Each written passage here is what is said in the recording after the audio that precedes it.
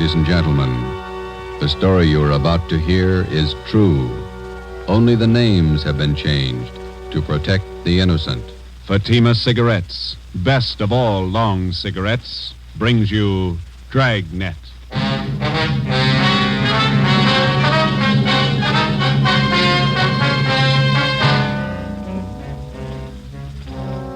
You're a detective sergeant.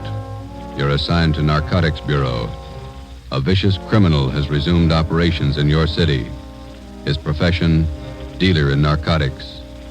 You know his name. You know he's guilty. Your job, prove it.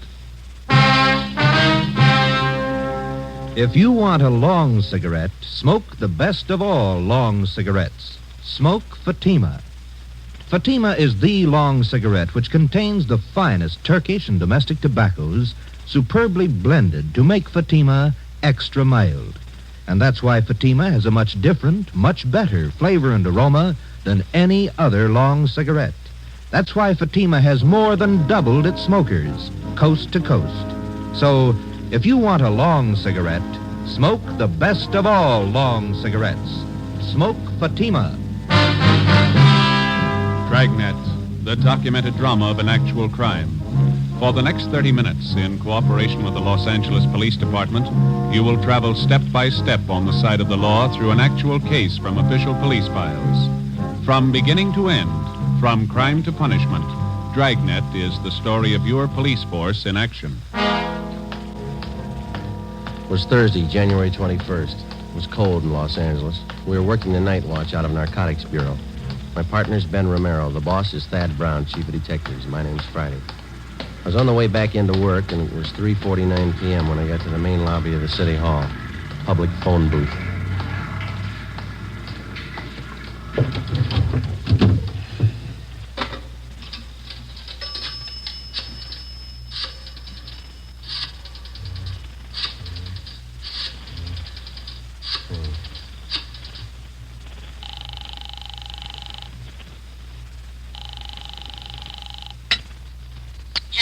Hello, Ma. This is Joe. Joseph, you said you were going to be home at 4 o'clock. Oh, I couldn't help it, Ma. They changed the schedule. I got my stuff all right. Thanks for packing it. Well, I put your socks and your clean T-shirts on the bed. Did you put them in your bag? Yeah, I got them. Got them off the clothesline right after you called. They weren't quite dry, or I would have packed them for you. I got them all right. Listen, Ma, I'll call you whenever I get the chance. Now, don't worry. How long are you going to be gone? I haven't any idea. Maybe a month. All depends. How can I get in touch with you? You can't. Call Ben. He'll get the message to me somehow. Where is it you're going, Joseph? Well, I'm not going anyplace, Ma. I'll be right here in the city, but I just won't be able to come home for a little while. It's a special job. No, like the last time? Yeah. Well, you be careful now. Watch what you order when you're eating out in those awful restaurants, Yes. and get your rest. Yes, you ma'am. need plenty of rest. Yeah, okay, Ma. I'll be all right. I was shopping today. I bought a nice loin roast for dinner tomorrow night. Now, you won't be here. Why don't you invite the neighbors over, the Newtons? That'd be good company for you. Well, maybe I'll ask your Aunt Elizabeth over. Yeah. Now, don't worry. If you want to get in touch with me, you deliver the message to Ben, okay? Yes, all right. What kind of work you be doing? It's going to be dangerous? Oh, it's just another job, Ma. It'll work out. I'll call you when I can. All right, Joseph. And be careful now. Take care of yourself. Yeah, you too. Goodbye, Ma. Joseph. Bye.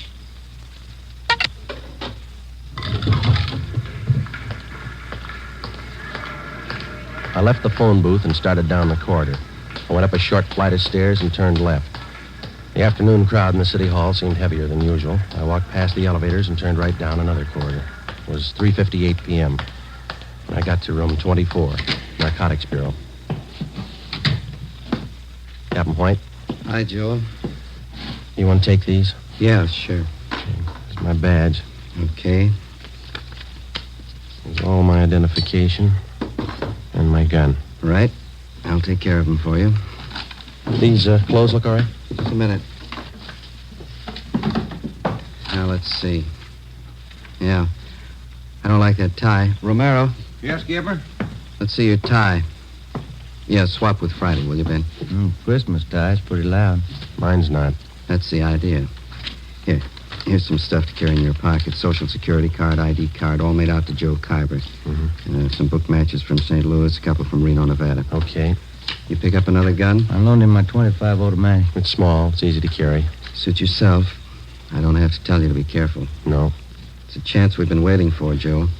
A lot depends on you. I'll do what I can. Just one thing I want to tell you. Take your time.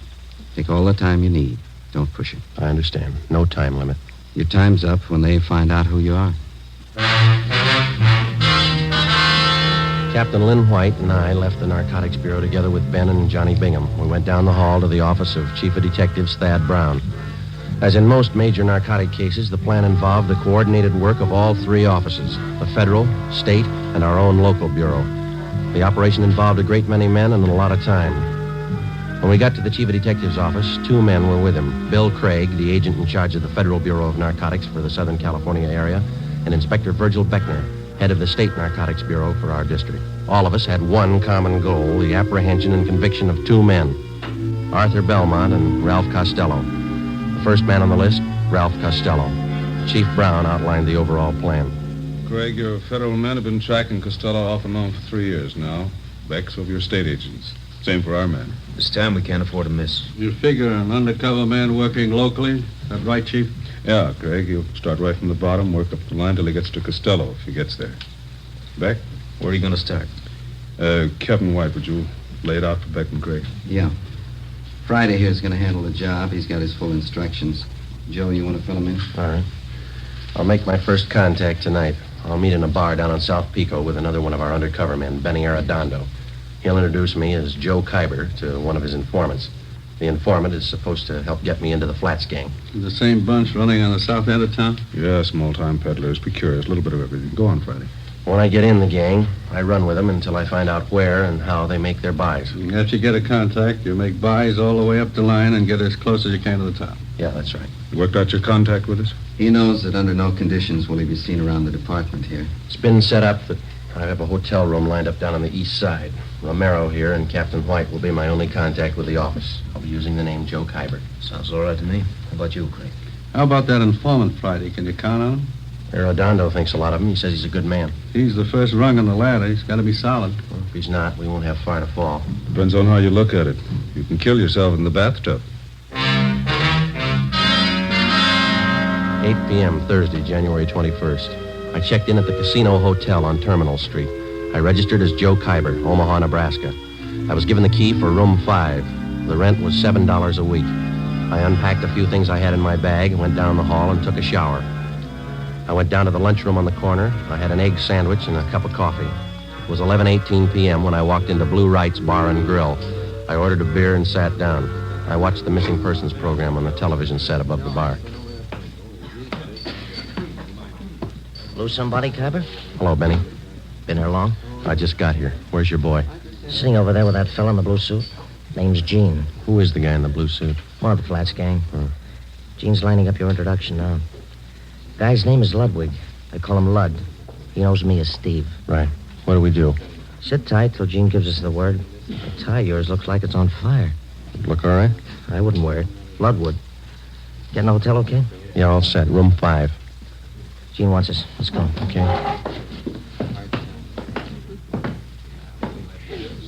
Hi, Steve. So your boy got here? Yeah. Gene, meet Joe Kyber. Hi. This is Lud. Joe Kyber, Lud. Sit down. You like the fights, Kyber? Yeah. I got nothing out here in that line. I used to go to the Garden when I was east. I got some fine cards at the Legion. Where? Hollywood Legion, Friday night. Some classy-looking fighters out there. Where is that? Out in Hollywood. Nice little stadium. I'd like to go with you sometime. Tomorrow? I got a date. Maybe next week. Bring her along. A lot of women go. Not this one. Okay. Are you guys hungry? I could eat. Yeah. Joe? Sure. How about here? Nobody eats here. Well, steam table over there. The stuff smells pretty good. So does garbage if the wind's blowing the other way. Let's get a French dip sandwich, huh? How about Galbraith's over on Sotelo? Okay. How about you guys? Sure. Well, let's go. All right. You from the East, Kyber? Omaha, Memphis, all around. Yeah. You don't talk very much. You do. You talk tough. Are you tough? Sometimes. This place we're gonna go eat, sometimes the meat's tough, too. Yeah? Just like a piece of tough meat, you can always cut it down to size. The following week at the fights, I met some of the other members of the Flats gang. They were a typical group of hoodlums. Unlike fiction writers have portrayed them, generally gangs of this type do not operate under a gang leader. Each member considers himself the best of the lot. For all practical purposes, they didn't need a leader. But as in any group, some men are more dominant than others. Lud was one of these. Because of his tough manner, I observed that the gang members placed confidence in Lud. It was then that I decided that I had to be tougher than he was if the gang was going to accept me. 5 weeks went by. March 7th. There was still no mention by any of them that they were either using or dealing in narcotics. Come on in, Kyber. Sit down. Lud? Kyber, meet Jerry Phil. Bye. I picked up the tickets for the basketball game tonight. Good seats? Yeah, they look okay. Got an extra, Ducky? Maybe I'll tag along. Yeah, we got 4. You look kind of sad, Cabba. He always looks that way. First he was tough, now he's sad. Oh, you and that mouth. You know it all, don't you? No offense, you look a little low. I don't know about you, Cabba, but I'm a little under par. I'm going to have myself a pop. You interested? No, I don't use it. Why don't you try it? You might get a kick out of it. I have. It's all right going up, but it's nothing coming down. That's where you make a mistake. Stay up. Don't come down. Fella. You heard what he said, Jerry. You don't like it. How does he know? He never stayed up long enough. Take your pop and shut up. You talk about Kaiba trying to be tough, you think you're the big wheel around here. That's enough. You gotta quit giving orders, Lud. You know better than the rest. Look, little man, knock off that kind of talk and keep us both happy. Sure. The boss, man. You know, I got one positive way to shut you up. Why don't you two quit it? This huh? concerns me and Phil. You keep your mouth shut. Well, don't get mad at me. I only wanted to save an argument. Can it, I say. Now, look, big mouth, you can push Fell around, but not me. Now you're playing the tough guy again, ain't you? Why don't you go over there and sit down, huh? You sit me down, punk. All right, now listen to me, both of you. I'm tired of being talked down to like a junior member of the firm. You either treat me equal or leave me alone. You understand? You had it coming, Lud. Yeah. All right, put that bottle down, Lud. Where'd you get that gun? You carry that thing right along? Right along. Put it down, Lud. Okay. I'm long on memory, Cabba. Remember that. Yeah, and I'm real short on patience with you. Well, I still ain't had my pop.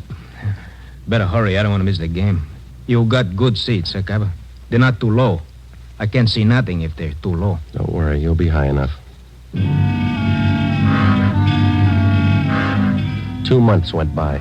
By playing the tough guy, I gained a great deal of prestige in the eyes of the other gang members. Jerry Fell made sure that all the members heard about that episode up in Lud's room. Dealers and users of narcotics rarely carry guns. The members of the Flats gang were small-time peddlers and users. They're referred to as mules or small fry. When they found that I carried a gun at all times, they were impressed. They considered me one of them. Since the very beginning of my undercover work, I met weekly with Ben Romero and Captain Lynn White of the Narcotics Bureau. I would be picked up at a different location each time, making sure that I wasn't followed, and we would remain in the car and drive around in a remote section of the city discussing my progress with the gang. During this first 3-month period, under the pretext that I had clients to furnish, I made 2 small narcotics buys, one for $13 and one for $8. As soon as the purchases were made, I would mark them for identification, contact Ben, and then turn the narcotics over to him to be booked as evidence by the property clerk at Central Division. Another month went by. Thursday, June 5th, 11 p.m. We had just returned from the midget auto races, and we were sitting around in Lud's room. You mentioned something out at the races, Kyber. Now what's on your mind? I told you, Lud, I need a half a dozen caps right away. I got people putting the bite on me. Old customers. How old can they be? You only been out here 5 months, remember? When they're hooked, they get to be old customers in a month. I fixed up 2 buys with Morse for you. Tony says he can't handle anymore. Hasn't got enough around. You got on board late, you know. All of us are ahead of you. Tony can get more. Who's his source? Couple of guys. I know him. How about an office to one of them? You deal with Tony. You said he hasn't got enough. That's right, I did. Okay. How much do you want? They're your customers. What's it worth? They'll pay. What's the guy's name? Costello's one of them. He'll have enough for you. Who's the other guy? He'll deal with Costello for now. Where can I meet him? Morse will set it up for you. I gotta meet him in an hour. Come in. Police officers. Shake it down, Donahoe.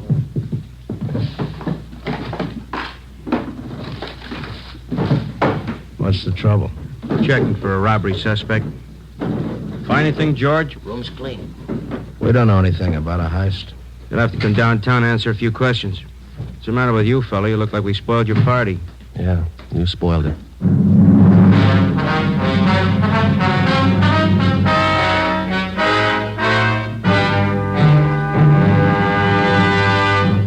You are listening to Dragnet, authentic stories of your police force in action. Now, here's an authentic report from Fatima Cigarettes. In 1949, Fatima more than doubled its smokers from coast to coast. In 1950, enjoy Fatima yourself. You'll find Fatima extra mild. Because Fatima is the long cigarette which contains the finest Turkish and domestic tobaccos superbly blended to make Fatima extra mild. You'll find Fatima tastes much better. Fatima's superb blend gives you a much different, much better flavor and aroma than any other long cigarette. You'll find Fatima best in cigarette quality. Fatima has always stood for the best in cigarette quality. For a new year of greater smoking enjoyment, buy Fatima in the appealing gold and yellow package. You'll agree, Fatima is the best of all long cigarettes.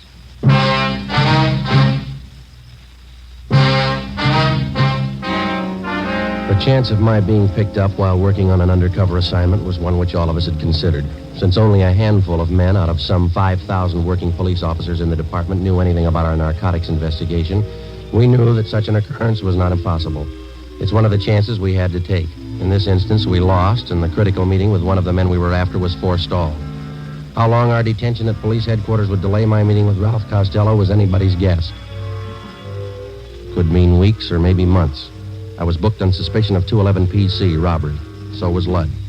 The next afternoon, I was taken from cell block 10D2 to the interrogation room. Come on in and sit down, Khyber. How are you, Friday? It was a tight squeeze. The booking number's been canceled, Joe. Print's been stopped. Those two men from robbery who pulled me in, Wynn and Donahoe, I thought I was in trouble for a minute. They had no idea you were in that room. Once they got up there, they had to follow through. Well, they played it right. They remembered their etiquette. If either one of them had said hello before you did, you might have been in big trouble. Well, I'm in big trouble anyway. I had a meet all set with Costello. Almost set, anyway. Just a case of bad timing on that pickup, huh? Well, if they'd have got there 2 hours later, it might have been different. Well, how do you stand now? How close are you to Costello? I need some more money. I got to pay off Ludd. And he'll take you to Costello if you pay the right price? Yeah. Ludd's working through Morse. You know about him. Remember, Friday, if there's any questions when you get back to that gang, you were booked for CCW. You're out on bail. Yeah. I got you another gun, Joe. 32 automatic, okay? Yeah, thanks. I couldn't go back with the same one. What about the federal and state men? How are they doing? Pretty good. Federal men picked up Costello in Fresno. He was connected with the sale of 6 cans of H. Mm-hmm. That much heroin up there. No wonder Ludd can afford to hold me up. He knows there's a shortage down here. Case isn't too strong against him. When it looked definite that we had him, they were going to call you off. He's out on bail. Costello's back down here now. Yeah. Seems like we get our hands on the guy, but we can't hold him. Narcotics in their possession or under their control. That's what the book says. That's the way we got to get him. We'll get him that way. It's up to you now, Friday. Stay with it and keep your chin covered. Well, if you need anything, Joe, call. Your mother's been over at the house for dinner a few times. She's okay. Thanks. Tell her I'm all right, will you? Sure. She worries a lot about you, Joe. Anything happened to you, just about kill her. That makes 2 of us. I'll see you. Before I left the city hall, Captain White drew out some more money from the Secret Service Fund. This fund is for the sole purpose of undercover work. This latest amount was for the narcotics buy that I hoped to make with Ralph Costello. An hour before I left, Ludd was released on a writ that he had arranged for. Saturday, June 7th, 9 a.m. I checked back into my room at the Casino Hotel. During the 3 weeks that followed, I kept asking Ludd to arrange a meeting for me with Tony Morse, the next man on the ladder, on the way up to Costello. Ludd kept stalling me. Another week went by. Captain Lynn White, Ben, and I held our regular weekly meetings. On July 6th, Ludd told me that a meeting with Morse had finally been arranged for 8 p.m. that night. I called Ben and told him I'd meet him and the captain immediately after I talked with Morse. At 8 p.m., following the instructions Ludd had given me, I was in the downstairs waiting room at the subway terminal at 5th and Hill. I was told to wait by the apple vending machine.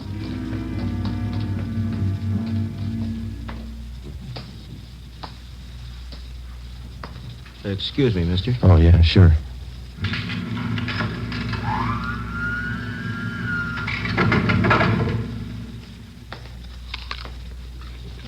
Khyber? Yeah, you Morse? That's right. Want an apple? No, thanks. Well, sit down. All right. Now, what'd you have in mind? I got a couple of $100 to spend. Can you handle it? Who sent you? You know who sent me. Sure I do. I just want to hear you say it. Ludd. We can handle it. What'd you have in mind? I said $200 worth. That's 40 caps. We got it. None of that Mexican junk. I want European stuff. You bought before, you'll take what we got. That last buy I made through Lud, the junk was cut to nothing. I can only use so much milk of sugar, you know. By the time it got to you, it was probably cut pretty thin. So was the price you paid for it. I'm not looking for bargains. I push to good people. I want good stuff. You'll do better this time. You're not dealing with Lud. Sure, we cut it. No more than anybody else. Not as much as Lud. When can I get it? You got some sick people? Couple. Have it for you in an hour. Where's the meat? Got a watch? Yeah. What time you got? 12 minutes after 8. Add a minute. Make it 13 after. Okay. An hour from now. 9:13. Meet Lud at Macy and Brooklyn on the corner. He'll tell you what to do. Will Lud have it? Meet Lud at 9:13. See you later, Kyber. Oh, wait a minute. How do I know you're leveling? How do we know you are? I went out the front of the subway terminal building. I took a cab down to 7th and Main. I got off and walked into Pop Sherman's bar. I called the office and set up a meeting with Ben and the captain. I ordered a beer, paid for it, left my change in the bar, asked the bartender to watch it, told him I'd be right back. I went out the back way, crossed the alley, and got down to Los Angeles Street. I walked up to 9th and picked up a cab to take me to Fulton and Covina Avenue. I got out and walked 2 blocks. It was 8:41. Joe? Hi. You meet Morse? Yeah. Sure nobody tailed you? I took all the precautions. What's the setup? Well, I'm not sure, and I don't have much time. I'm going to make the buy tonight. When? 9:13. You don't have much time. Kind of rushing it, aren't they? I figured I'd better play along. Who's the meet with? Morse told me to meet Lud at Macy and Brooklyn. Said that he'd carry it from there. Costello in on it? I don't know. You got it all. All right. We'll start picking up the Flats gang. Everyone but Lud. What do you think? Well, the way I got it figured, Morse is Costello's runner. He checked me out, and as far as I could tell, he thinks I'm okay. Yeah. I got a hunch Lud's going to take me to either Morse again or Costello or possibly both. I don't know where the actual meet's going to be. That means a tail job. We'll have to pick you up at Macy and Brooklyn and stick with you until after Lud leaves, if he does, and follow through with you. Figure it wide, Skipper. Don't worry, I know we're close. What time you got, Romero? 10 minutes to 9. Turn down the next block. Right. Pull up here, Ben. Okay. Here you go, Friday. Keep your chin covered. Yep. Hey, Hello, Phil. friends of yours in the car? Why? I know them. They ain't friends of mine. I didn't say I knew him. I don't know the guy driving, but the other guy, I seen him lots. Just about 4 weeks ago, we all seen him, huh? That fuzz, white, narcotics man. Oh, yeah. Well, they've been riding me since they picked me up with a gun. Won't do, cop. Narcotics man ain't got nothing on you. That was robbery, remember? They got a make on me from Nebraska. They've been on me ever since I got here. That figures. You're one of them. All right, look, Jerry. I'll argue with you later. I'm in a hurry. I got to meet Lud. I tag along. I want to see Lud, too. You going to spill to Lud about what you think? Maybe. I figure I owe it to him. I known him a lot longer than you. I know he ain't no cop. And you're sure that I am? I know you are. Let's see what Lud thinks. Yeah. All right, come on. On your feet. Get out. I looked at my watch. It was 2 minutes to 9. In 15 minutes, I had to meet Lud. I had to hit Jerry Fell. I couldn't take the chance of him getting to Lud before I did. I couldn't leave him. I couldn't take him with me. I pulled him to his feet and half dragged and half carried him 2 blocks before I spotted a patrolman. Hey, officer! Officer, over here! Yeah, what's the trouble? I'm Friday, Central Narcotics. Yeah. Take this man and get him downtown. Contact Chief Brown. He'll identify me. Serial number 2288. Friday, Narcotics. The suspect's name here is Jerry Fell. You got it? Yeah, you got some kind of identification? No, I haven't. Not a thing. This is special duty. I'm sorry, I don't know you. I have to hold you till I call in. All right, but hurry, huh? Call box right here.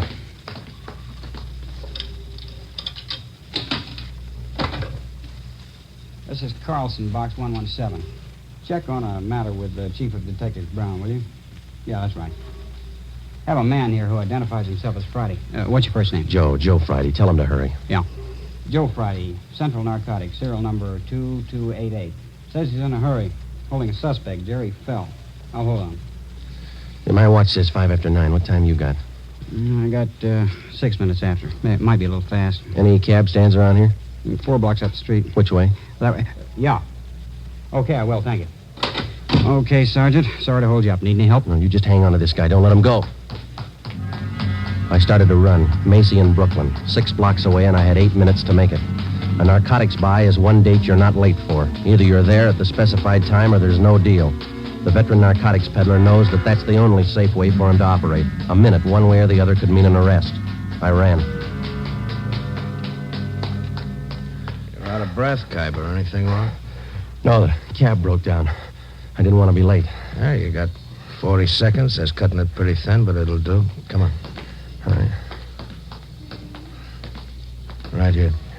By this lamppost? That's it, right in front of it. Don't move to the left or right. Stay put. They'll handle the rest. So long.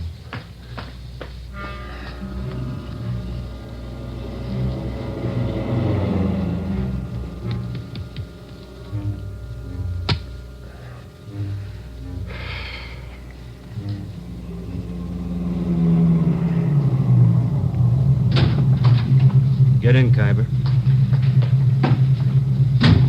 Got the money? Right here. 50, 60. Yeah, 200. Here's your package. Okay. That's it. Joe Kyber, meet Ralph Costello. Hi. Hello. Out this side, Kyber. Okay. I'll see you.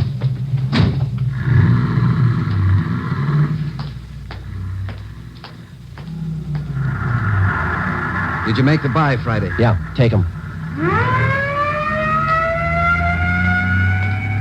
Hi, Joe. Ben, thought you were with the captain. They don't need me. That intersection's blocked off up there. They're pulling them over right now. See? Yeah. They got him. Costello in the car? Yeah. And that's half of the team. Now what? We go after the big man, Arthur Belmont. Took us 7 months and 4 days to get to Costello. Lots of time. Yeah. Always seems to work out that way, doesn't it? What's that? They always run out of time before we do.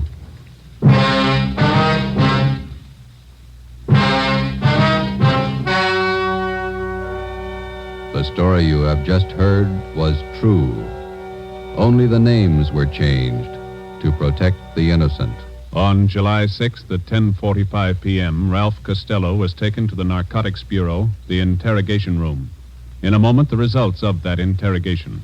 It's amazing how many long cigarette smokers are changing to Fatima.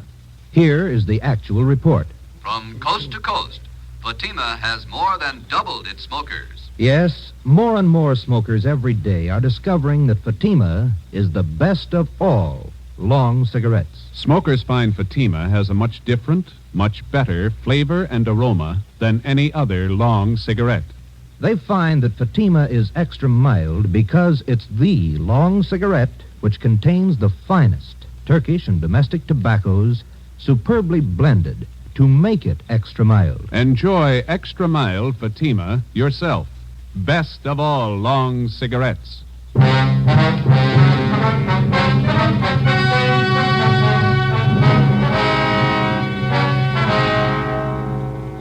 With the promise of the United States District Attorney that his prison terms for the possession and sale of narcotics would run concurrently rather than consecutively, Ralph Costello agreed to furnish us vital information concerning the #1 narcotics dealer on the Pacific Coast, Arthur Belmont.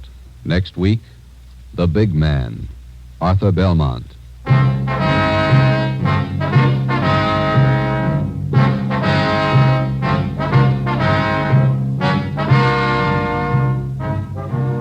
You have just heard Dragnet, a new series of authentic cases from official files. Technical advice for Dragnet comes from the Office of Chief of Police W.A. Wharton, Los Angeles Police Department.